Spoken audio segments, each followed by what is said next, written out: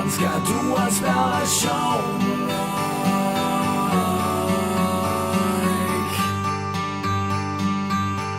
Man ska då spela sjónleik.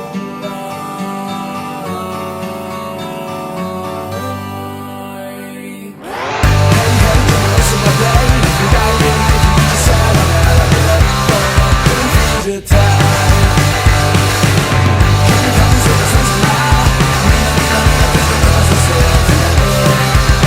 Shit, like virgin on the tower, you're coming to the night.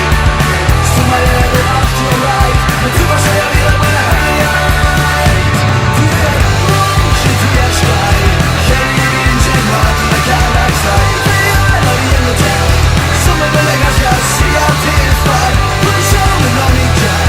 Jag vet att man tar det hela tiden. Det är så långt. Tar man då och spelar sjónleik.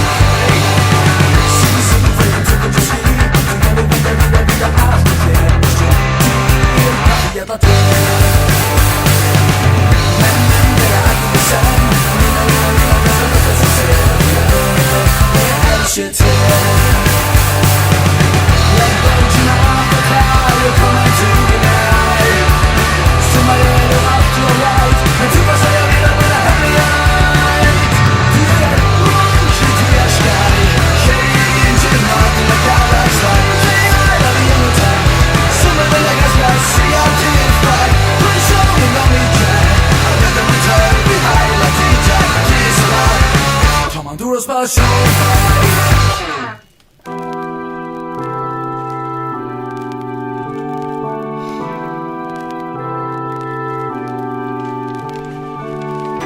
Hjärta sorgar allt som du gav.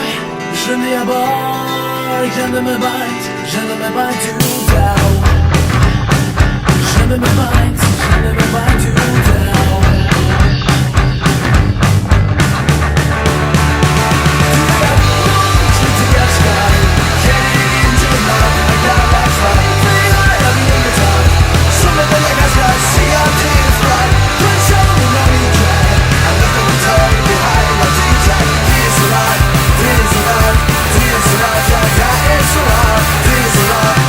Tar man då och spelar sjónleik.